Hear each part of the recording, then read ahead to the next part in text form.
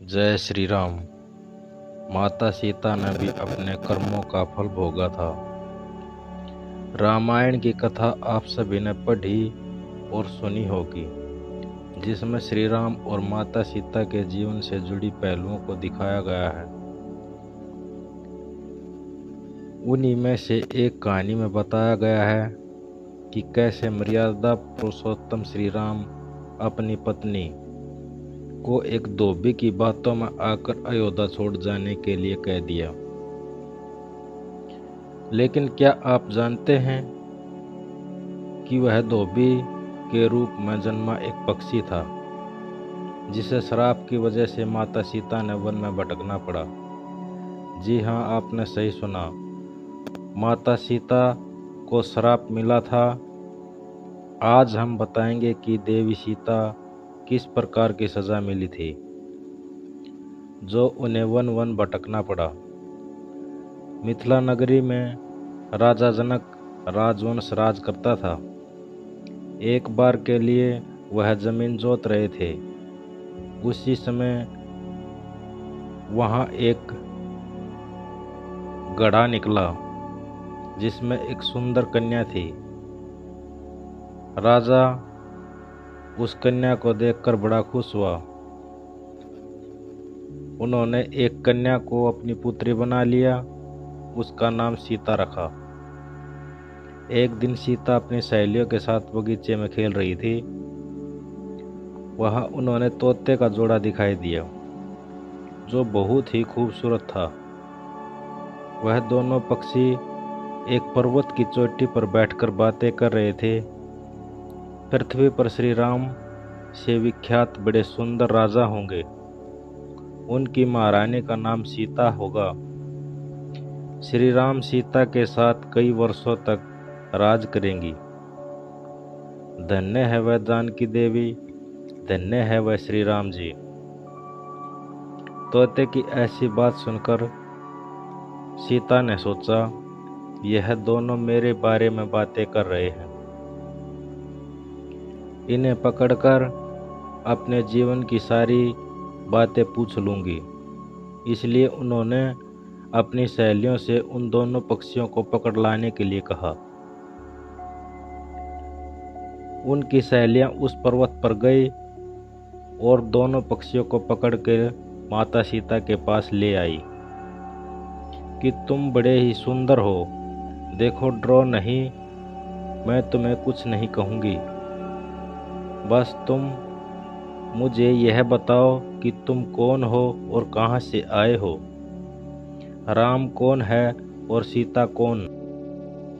माता सीता ने पूछने पर दोनों पक्षी बताते हैं कि एक बहुत विख्यात ऋषि वाल्मीकि जी हैं।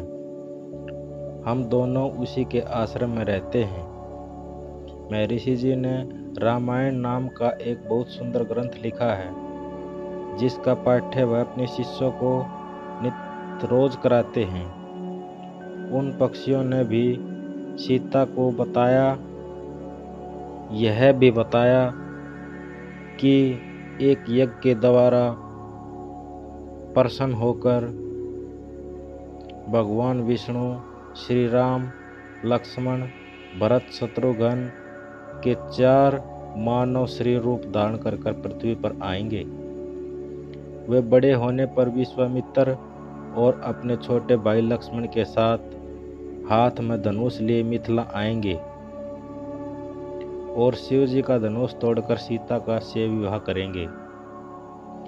फिर उस पक्षी के जोड़े ने कहा, हे सुंदरी, हमने आपको सब कुछ बता दिया, अब हमें छोड़ दो, हम जाना चाहते हैं। पक्षी की बात सुनकर माता सीता के मन में और अधिक बात जानने की इच्छा हुई।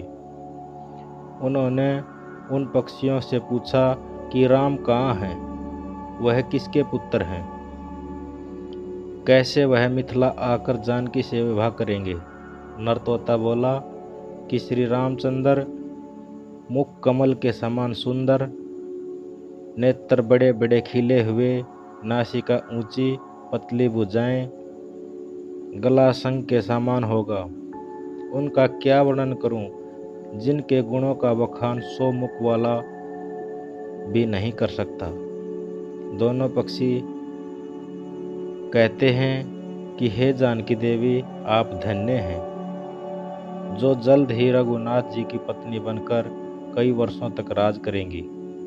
लेकिन तुम कौन हो? पक्षियों की बातें सुनकर सीता ने कहा, तुम लोग जानकी कह रहे हो, वह मैं ही हूँ। सीता उन्हें कहती है कि तुम दोनों तब तक नहीं छोड़ूंगी जब तक श्री राम आकर मुझसे बात नहीं करेंगे। तब तक तुम दोनों मेरे साथ यहीं रहोगे। यह सुनकर मादा तोता जानकी से कहता है, हम वन के वासी हैं, हमें घर से सुख नहीं मिलेगा। मैं गर्भवती हूँ, मुझे जाने दो, अपने स्थान पर जाकर बच्चा पैदा करूँगी। आप चाहें तो इसके बाद फिर से यहाँ आ जाऊँगी। इसके कहने पर सीता ने उसे नहीं छोड़ा। तब उनके पति नर तोता कहते हैं, हे सीता माता, मेरी पत्नी को छोड़ दो। मेरी पत्नी गर्भवती है, जब वह बच्चे को जन्म दे देगी तब उसे लेकर फिर तुम्हारे पास आ जाऊंगा। तब माता सीता ने कहा, तुम आराम से जा सकते हो, लेकिन तुम घबराओ नहीं, इनके अच्छे से देखभाल करूंगी। तब सीता ने मादा तोते को छोड़ने से मना कर दिया। तब वह पक्षी दुखी होकर सीता से निवेदन करता है कि मैं अपनी पत्नी के बिना जिंदा नहीं रह सकता, इसलिए उसे छोड़ दो। तुम बहुत अच्छी हो, मेरी प्रार्थना मान लो। इस प्रकार से बहुत समझाया, लेकिन सीता ने उसकी पत्नी को नहीं छोड़ा। तब पक्षी ने क्रोध में आकर माता सीता को श्राप दिया, जिस प्रकार से गर्भवती अवस्था में मेरी पत्नी मुझसे बिछड़ गई है, उसी प्रकार से तुम भी गर्भवती होगी। उस समय तुम्हारा पति तुम्हारा त्याग कर देगा। मैं मनुष्य से भरी श्री राम नगरी में जन्म लूँगा। मेरे ही कारण तुम्हें पति का दुख उठाना पड़ेगा। यह कहकर वह पक्षी वहाँ से उड़ गया और कुछ साल के बाद उनका जन्म अयोध्या में एक धोबी के घर हुआ। उस धोबी के कारण सीता माता को अपमान हुआ। उन्हें अपने पति श्री राम जी से अलग होना पड़ा।